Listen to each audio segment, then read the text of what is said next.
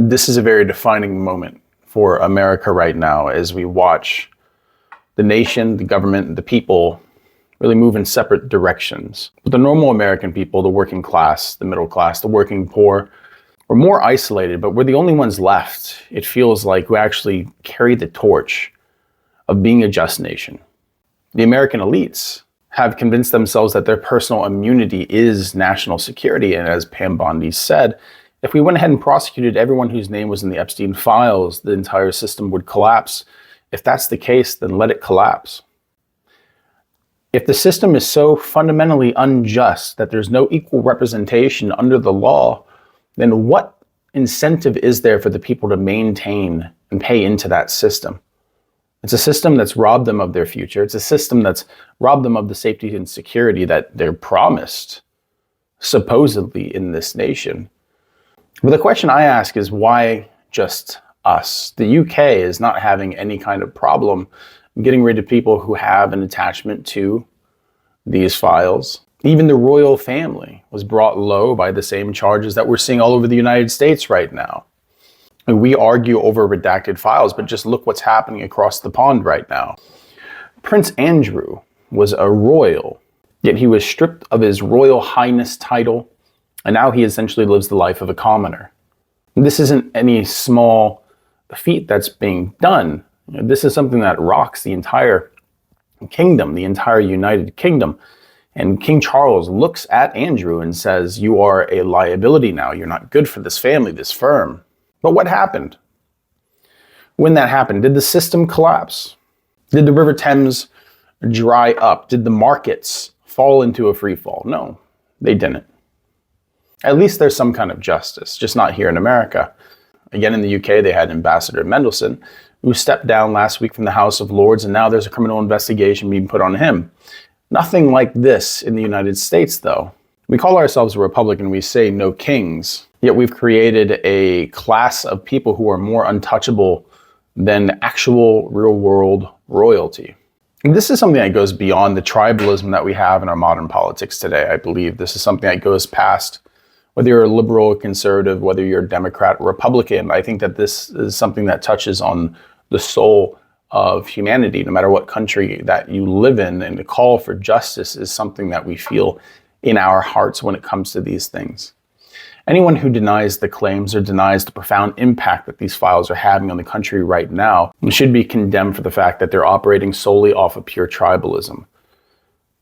To reject justice simply so your side can win and bend the knee to an entire class who thrive in perversion and have usurped every kind of power derived from wealth that this country has ever produced is in many ways nothing other than class treason. And I think that America is wandering into this most profound time and really having a bit of an awakening. And the rest of the world's seeing it. And like I said, there is accountability that's happening all over the world. And I think that that's going to snowball. I think that that's going to really gain momentum as we see more people stand down, more charges come up. But the question is, why our president gets to live his life freely in the highest position, the highest office in the land, when his name is specifically mentioned thousands of times in these same damning documents. It's enough to shake countries to their cores all over the world, but not America. I mean, Keir Starmer, the Prime Minister of the UK, he might have to step down over the fact that he hired Mandelson. And he knew that he had a connection to Epstein. But what about the fact that our president himself was best friends for him for more than a decade? The relationship that they had is more than just a scandal. It's proven fact at this point. It's just what gravity those facts have that we debate about. But we have all these files in front of us, millions of documents, redacted or not, leaks coming out, still proving more atrocious behaviors. But at the same time, nothing happens. In a system that denies justice for the victim, simply because of the class that the accused was either born into or resides in now, is the sign of anything but a functioning, healthy republic. I always go back to the social contract because I think that it's the very foundation of the nation that we live in now. And the thing is, our country, our government, and the social contract has not just been broken, but it's been usurped. It's been bastardized. It's been turned into something that it's not supposed to be. Nothing is ever promised in America, sure, we can say that. But justice is always something that should be aimed for. But when the government does everything that it possibly can to subvert that same system to provide justice for those who are children, when they had these acts committed against them, then at what point do you sit back and say the system should collapse because that's what it deserves? At what point do you say that this great country must reap what it has sown? This isn't something lightly to be wished, but at the same time, I, as a veteran, as a father, I don't think that I'd want to be the standard bearer of this culture, of this nation anymore. If our entire leadership class is even partially guilty of the accusations that have been levied across the entire breadth of that class. The most powerful, the most renowned people in our society are almost all of them have a connection to what happened on that island. And if it takes the system falling for there to actually be justice, if charges have to be brought up and there's some pain to be had, well, economically, we've been willing to have pain for a better and greater tomorrow, the whole Make America Great Again. But at what point do the means justify the ends become too extreme of a principle to follow? I think that people can only sacrifice their goodness for so long before that kind of darkness that takes hold becomes their full identity. And I think that we're seeing that now. If you're willing to stand on the side of abusers, of people who violate the most fragile in our society, then I think that you've found yourself on the wrong side. And I think that that's one of the most profound reasons why you're seeing MAGA kind of disintegrate or melt away around us. You don't see the same flags out in the front yards. You don't see the stickers. You don't see people wearing the hats anymore because it is in our country becoming a bit of a mark of Cain. Because to still wear those things, to still voice your support for this administration is in a way to validate that those kind of actions are okay. The lack of justice is fine because the means justify the ends. I say no. And hundreds of millions of people in this country, billions of people around the world also say no. If you feel like the system is wildly corrupt, if you feel like it is working against you, that is because it is. And this is just the most in-your-face proof of that. I can't even get away with a parking ticket. And you're going to sit here and tell me that a president of the United States who has his name featured as one of the main participants in the greatest child trafficking ring of all time gets to get away with it, then yeah, obviously the system's unjust. So the question is, how much are the American people willing to take before they let that system collapse, and what that collapse actually looks like? Like I said, when you take away the prime minister, when you take away Prince Andrew, when you take away corporate leaders, does the global market, does the global economy simply just fall through? No, this is a fear tactic. This is a fear tactic to protect people from actually being charged and having the consequences of their actions, whether present or past, put upon their shoulders. In reality, the political class, the corporate class, the technocrats, once one of them are gone, another will rise up. That's how our corporate system, that's how our capitalistic system actually functions.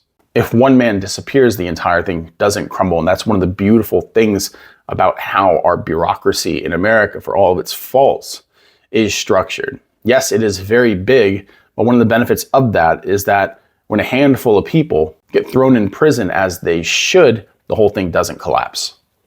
Because the entire system in America isn't dependent on a few hundred people. If anything, at that point, when they're at that level, they're simply advisors.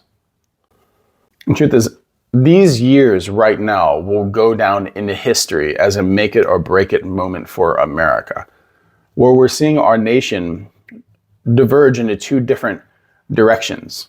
One which wants to keep its connection with its allies, one that wants to maintain its trajectory into progress, and the other one that wants to fall back into the worst kind of autocracy, oligarchy, technocracy, and feudalism.